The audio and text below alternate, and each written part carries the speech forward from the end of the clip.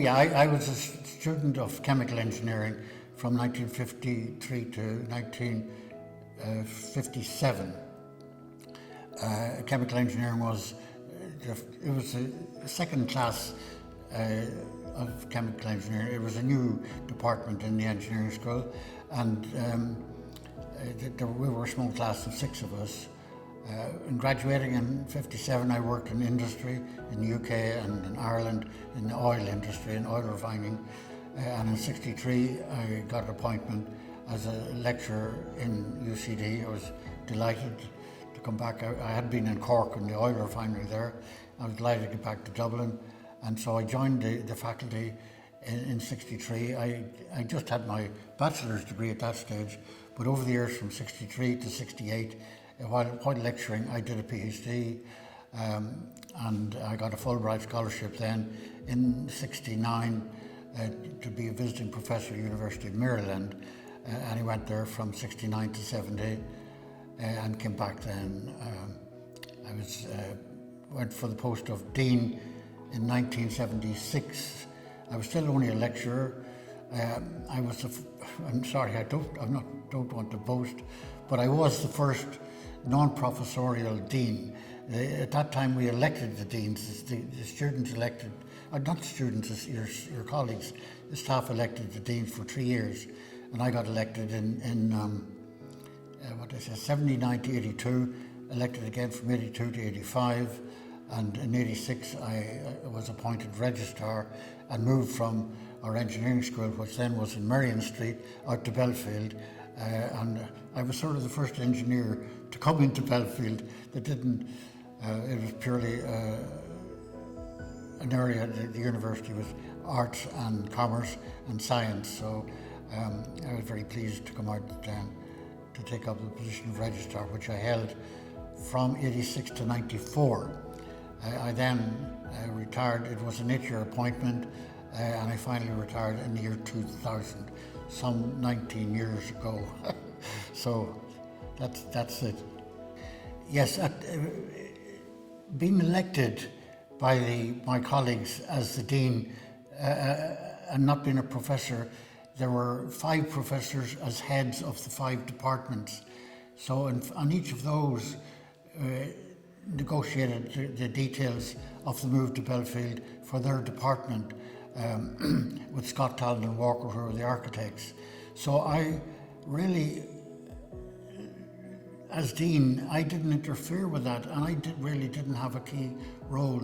So as dean, I was allowed to do things that covered the whole engineering school in Merrion Street, and we set up, not I, it was obviously a group. We set up the first alumni group for engineers, the EGA, the Engineering Graduates Association, and in preparation for the move to Belfield, we had a fundraising team. We brought in an American fundraiser to get the graduates to build or to give money for a graduate memorial building, which was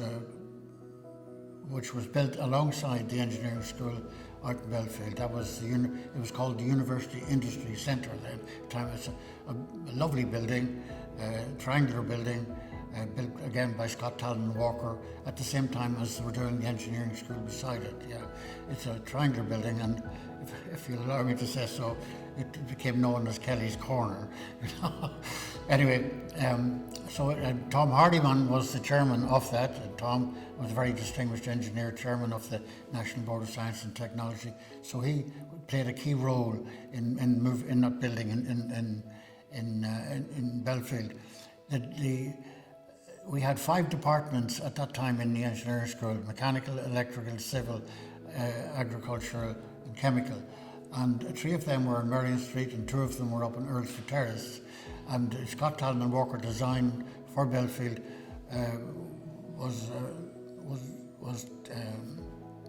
costed the figures are approximate, my memory may not be that great, but about 25 million. And at the time we were planning, and they designed it for the whole 5 departments to move, the 2 in Earlsfort Terrace and the 3 in Merrion Street, out to a new big building in Belfield. About that time, again, I'm not sure of dates, but the Taoiseach, Charlie Haughey, I got instructions that he wanted me to take him on a Saturday morning, I remember, on a tour of the Merrion Street Engineering School. He wanted to have a look at it. He had designs that that might be a good building for the Taoiseach, for himself. So I met Charlie at that Saturday morning. I remember it like it was yesterday, and we did a tour of the whole Merrion Street building. And at the end of that walk round, he had about 20 people following him around, but it was he and I were chatting all the way down, and we had a very interesting talk about different things. He obviously was a very interesting man. And we stood at the balcony looking down at the door in Merrion Street, and I leave out the expletives if I may. He said, "This building is far too good for you blankety blank academics, engineers." And I said, "Well, Taoiseach, we've got the design for the building in Belfield, 25 million, and if you give us that 25 million, we'll do the move." And he said, "If I give you 25 million, when can you be out of here?" I said, "Well, Taoiseach, this is an engineering school, it's not an arts faculty. There's big laboratories and difficulty in the move. It'll be about 2 years." And he exploded in my face. 2 years? He said, "If I give you 25 million today, you're out tomorrow, you know." Anyway, the end of the story is not so good. He only, I presume it was his decision, decided that we would get the money for the 3 departments in Merrion Street, and that was about 19 million, I think 19.5 million from memory. So the building of Scott Talon and Walker was cut not in half but 3/5, so that the 3 departments fitted into the building. So it's not the full engineering design, and the other 2 departments were left behind and came out to Belfield in subsequent years. Architecture, incidentally, was moving at the same time. I remember Professor Cahill O'Neill and the architects generally, and I hope I'm being fair to them, they didn't want to move at all. They liked to be in a downtown situation, rather out in the country way, out in Belfield, you know. But the move they did, and they went to a separate building out in Belfield. 79, that's right. Vincent McCabe followed me as the dean, and there's a photograph, I just saw it recently, of him closing the lock on Merrion Street in 1979. But like I said, I finished being dean in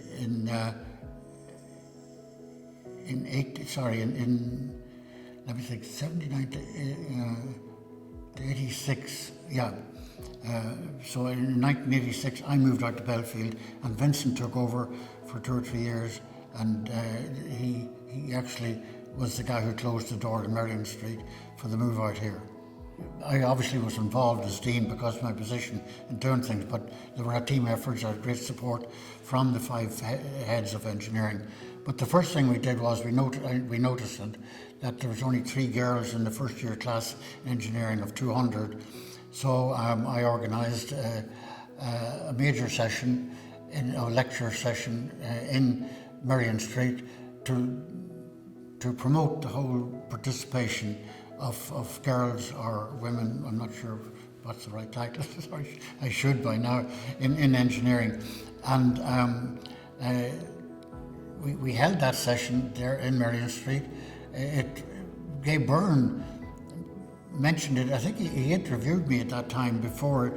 So it was broadcast all over the country, and nuns came in their buses from Letterkenny and Kerry and everywhere into that meeting. I remember at the lecture, they were all there in their uniforms, their black uniforms, that took up the first 2 or 3 rows were the nuns, and all the girls were in the background. So it was, to be blunt, it was a big success. Great. We got 2 or 3 graduate engineers who were women, very distinguished women, practicing to speak at it. And I think Gareth Fitzgerald, who was a colleague of mine in college, to be Taoiseach, he spoke at it as well. So the following year, we went from 3 in the class of 200 to about 40. I think it was 38 to 40. So it was a big change, and our current Vice President now in UCD, Professor Orla Feely, she was at that lecture. Another colleague of mine in chemical engineer, Patricia Kieran, she was at that lecture. So it was a success, you know. Sure, at the time there was no alumni program in UCD. There was one in medical. The medicals had their own alumni, and I was involved with my colleagues in engineering in setting up the EGA, Engineering Graduates Association.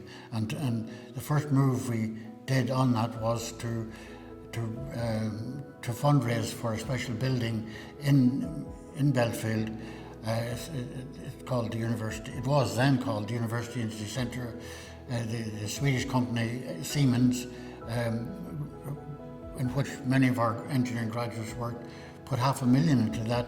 The building cost about $1.5 million, and that is the building, the triangular building just beside the engineering school in Belfield. Tom Hardiman was the chairman of the EGA, the Engineering Graduates Association, and he also was a very distinguished engineer in Ireland. And as a result of all of that, the university, UCD, gave him an honorary doctorate following that. So that was the big thing.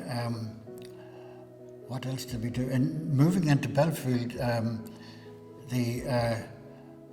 as the dean, and again I was the first non-professorial registrar. I became a professor subsequently, or halfway through that, I think. The first initiative which I was involved in was setting up an association called AHEAD. That's the Association for Higher Education Access and Disability, program for students with disabilities. We ran special courses to help them enroll as students in UCD. That was a UCD venture. It subsequently developed to be an all-Ireland venture. AHEAD is a national program, as you may know now, for students with disabilities relating to all the universities in Ireland. What else? I was involved in as registrar. Oh yeah, the Alumni Association. It was initially the EGA, but with our president, Paddy Masterson, we set up the alumni program for the first time in Belfield, and we employed Joyce Andrews, who was a very fine, distinguished lady, wife of Todd Andrews, who was the Minister for Foreign Affairs, as the first executive director of the Fulbright program. And I remember Paddy and I went and set up programs with our alumni in the East Coast of North America. We went certainly to New York, I think we went to Toronto, I think we went to different places, and we set up branches of our Alumni Association in those places. So that was interesting. It was great fun doing all that.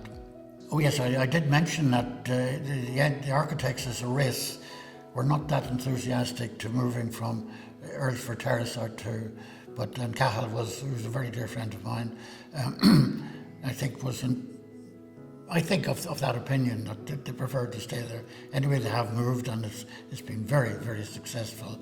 Cahill, a program that I had as registrar in the Middle East, there were two of them, one in Jordan and one in Syria. And in Jordan we had a program running for many years in Amman, assisting in the development of their Faculty of Engineering and Technology. And Cahill O'Neill, the Professor of Architecture, that involved architecture, even though it wasn't in the title. We went out there many times over those years in the 1980s and 90s. After that, then, we were invited. That was supported by the European Union, or the EEC as it was known as then. We subsequently had a similar program that I was chairman of in Damascus in Syria, setting up a thing called HIAST. And this was a team of us, engineers and architects, setting up the Higher Institute for Advanced Science and Technology, HIAST, in Damascus. Great fun, great adventure. I could speak for hours on it, but anyway, it was good fun. But due to the politics that developed shortly after we were involved in that for a year or two, the whole Syrian thing became very difficult, and that project, as far as we were concerned, stopped. I think it's still going, that institution, but our involvement in setting it up lasted just for a couple of years, and we came back. So that was all operated from Belfield. Another program we had, Jim Doug was the Professor of Civil Engineering. He subsequently became Minister for Foreign Affairs. Jim was a great guy, and coming back from our Jordan project, we set up with the Audiovisual Centre here in Belfield a program on hydrology to a class in Amman, in Jordan. And every week for about a year, Jim and his staff gave an interactive lecture to a class in Jordan. It was very successful. It was one of the first in the world that we had an interactive class, and the students were asking questions back and forward, and it was powerful. Can I tell you a little story just about that? The King Hussein, who I may have mentioned, wrote me a very nice letter of thanks, which is framed up in our engineering school. You see it on the wall. Dear John, King Hussein, thanking us for our work in Jordan, which was very nice. But in that interactive course, the hydrology one, which came after our work in Jordan, Paddy Hillary was our was the president, or the president in Ireland, and I wanted him to open that course on the first lecture to the class, and he said he wasn't too enthusiastic. No, fine. And I also asked King Hussein, not face to face, but would he mind opening it from the Jordan point of view, and he was reluctant too. So I bit the bullet. I told a little lie to King Hussein, our president, Paddy Hillary, is going to give it, so you better interact. And he said, well, if he's doing it, I'll do it. And I went to Paddy and I said, King Hussein is doing it. So anyway, sorry. And both of them spoke in introducing that program. So it was a big program that set up a whole new dynamic of international education. Oh, very much so. Yeah, I was involved initially when I was in Marion Street, coming out to Belfield quite often to see how it was going, and of course with the UIC, University Institute Centre, which incidentally is now UCD Nova, has moved to a different venue of Foster's Avenue. But so yeah, I was a regular visitor out there, and if I may say so, mostly at weekends when the university was quiet, my family, my three sons and my daughter, I would take them on a walk around Belfield, and we were great sailors. We all loved and still love sailing, and I had a little dinghy, and do you remember? Yeah. We actually put the dinghy into the lake that's in Belfield, still lake, many a time, and I taught them how to sail on that lake. No, it was a little Optimist sailing. Optimist, that's right. Optimist, that's right. So I think I was probably 7 or 8, and we brought the boat out, put it on the lake, and I think we have a few photos of that. But I think we would have spent a lot of, it's interesting, the weekends, because I do have lots of memories of Marion Street, being in the building. Oh yeah. You know, that would be kind of a lot of childhood memories in that. Coming in to see me, was it? Engineering when it was there, yeah. But weekends we would come out, and it was always quiet, so there was always, you know, a place to bring roller skates, and there was also interesting things at the weekends, you know, that were kind of going on. There was a model car. These guys who all had their model car remote control, so you'd spend hours the whole car park would be taken over. Model boats as well. And boats, Little boats they had, on the lake. Yeah. So it was quite it was, I suppose it was like a big park for us, as in, it was open to the public. It wasn't just us, but... Oh yes, there were. You know, the engineering building in particular, and I've, as I say, I have no credit for it. That was all organised by the various heads of the 5 departments. It's a very fine building. Scott, Talon and Walker were very adventurous in the design. If you know it, there's a big steam engine right down the middle of the central corridor of it that goes. It hasn't been going for a few years, but that used to always go round, you know. So it was a wonderful building, and you would come out to see it. I think you probably... Yeah, I suppose probably vague memories of it being built. But then in a funny, slight twist, I spent a summer before, just after my leaving cert, working in Scott Town Walker. And I remember there was some later phase, maybe it was car parking or something, so I ended up working on that, which was kind of interesting. But yeah, I suppose the big change between the buildings we would have visited in Marion Street, the College of... Compared to the old ones in Marion you're Street. into this new kind of all mod cons. Yeah. I must say, of course, whatever happened to genes in our family, but my three boys all did arts in UCD, so I was more than delighted that Merlo here, she didn't do engineering, I would have, but she did architecture, which was not too far away, you know, so I was delighted when you did architecture. Well, it was funny, the engineering thing. I remember this push for women to study engineering, and it would have been when I was in school. I remember that it was being promoted. But I also remember when I was about 10 getting a colouring book, and it was after one of trips my dad had made over to university over in the States, and it was Terry Visits the Chemical Plant, and it was an actual colouring book of this woman who was going to or she wanted to become a chemical engineer. I think it was a heavy hint, but no, engineering wasn't for me. But I studied architecture in UCD from 1990, graduated in 96. So it was, I suppose it was kind of an interesting time because we were obviously based in Richview. I did have, we kind of took opportunities to go over to campus. For various reasons. I suppose the student residences were there. They were probably relatively new at the time, I don't know, but we had quite a few in our class who were living on campus. So that kind of drew us over there for,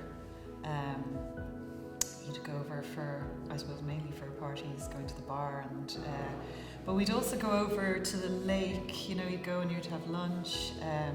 It was kind of a big adventure, not adventure, but it was that, I suppose we'd head over for a break from, we were very much kind of full-time in studio, and it was like a whole other world over on campus. And a lot of my friends were studying arts and had, you know, very few hours, so they were always willing to hang out. But yeah, we were kind of, I suppose I think is it roughly a mile away from the lake, so we were definitely our own little world over here, which I think we quite enjoyed, actually. Yeah. I don't. I should mention, if I may, maybe going back a little bit, that as registrar, I was somehow involved a lot in what was the EEC, now the European Union. I was chairman in a thing called DG 22, Director General 22, which was to do with education, and I was chairman of the section to do with cooperation within the EU, and we actually created and set up the Erasmus program. It doesn't worry me now, but I know now that people don't realise the origin of the word Erasmus. Do you know? No, sorry. It's European Action for the Mobility of Students, ERASMUS, Erasmus, and so it's now on the record. We made that up. I remember we made that at a station in Brussels one day. The gang of us were going, and we thought of Erasmus. That's it, you know. At the time, yeah, it's a good name and it's a great program. Two of my sons got Erasmus programs. You didn't. No, it's funny. In architecture, I think out of our class, I think maybe only two or three. And it's one of my big regrets. But I think one of the reasons is that in architecture, after 3 years, we always took a year out. So we all disappeared for a year. and went off. I went to Berlin, spent the year in Berlin. Others went to Paris. So in a way, we had that experience. We had, that was right. Yeah, that was great. It wasn't studying. We all worked in offices, and it was more practical experience. But I suspect that's the reason why maybe in architecture we didn't jump on it as quickly. Yeah. No, I remember. It wasn't really. I don't think it really. I suppose if I'd got into trouble, it might have been embarrassing. But we, going over, I suppose. There is I think there's a story about one of my brothers. I won't name which one. Might have been kind of sitting on the lake, having a few drinks during the day, and Dad's office would have looked right over the lake, so kind of snared. But we would have, I suppose drop up and say hello, but very, very rarely. I think Michael, who was my second eldest, was a very regular visitor to my office, but the rest of them never came near it. I don't know if you ever. I dropped up, yeah. Very occasionally. But anyway, it was lovely having them in UCD. Oh, sorry, of course Johnny went to DIT, of course. Yeah. Okay, well I think it was a great privilege and great honour for me to have the post of registrar, and I obviously claim no credit for the overall design of architecture. There was an overall architect who was in charge. Sorry, I forget his name. What? Vehert. Yeah, what's? Andrew. You call him Weishert. Andrew Weishert. That's right. Sorry, that's right. He was, and of course I think they did a tremendous job. I think the campus was great, and it's developed a lot since that. Yeah, very good. So it was a wonderful experience and a great honour to have that. When I was registrar, I had a very close colleague, Paddy Masterson, as president, and if I may say so, I think we were a good team. We did a lot of things with the setting up of the Erasmus programme, the AHEAD programme, the University Institute Centre. These were all things that were team efforts. They weren't me. I believe obviously I had a role in thinking about it, but it was great place to be. I enjoyed it very, very much. How about you? I suppose, I suppose my memories as a student, again, in architecture, many of us were involved in various activities over on campus in first year, and that kind of faded out as things got more intense. But I've really fond memories of going over. I went regularly to all the Dramsoc productions because a lot of friends were in those, and many of whom have gone on to kind of act and direct and write. But also, I suppose, the advantages of the campus, the sporting. One thing I hadn't mentioned was, but the whole running track, that whole area, we used to spend a lot of time when we were younger. You played tennis too, didn't you? Tennis courts as well. So there was a lot of that in a sense maybe we took for granted, but it was quite I suppose a privilege to have those facilities, both when we were growing up, but also as students. Now I suppose there's different developments that have gone on. The whole development of this woodland walk and the landscaping is a really positive thing. I know that some of the kind of I suppose the placement of buildings maybe doesn't tie into some of the I think that overview was maybe lost a little bit along the way, but hopefully that can be addressed in all the new developments that are coming. But no, it's been very interesting. It has changed quite a lot, I suppose. That's every time I go over, there's new buildings emerging. There's it's transformed over the years. Can I mention something? Just sorry, thank you. You're finished, right? Just it should be in anything looking at the development in Belfield. It has to be recorded that the great contribution In fact, the major contribution to the development was the President Michael Tierney back in the 50s and 60s. He and his team, he was the president with the head office obviously in Earlsfort Terrace, and bit by bit they bought up different lands, different estates that all came together to give the, I don't know, many acres, 400 or 500 acres that we have in Belfield. That was a tremendous thought to have done that, and the full credit to that must go to Michael Tierney. I would have thought you may want to cut this out, but I'm very disappointed, I've gone quite public on it, that we have not given recognition to the great contribution which Cardinal now St. Newman made to the whole development of University College Dublin. There's no record of him anywhere on the campus here, that he was our first founder and also our first president back in 1854.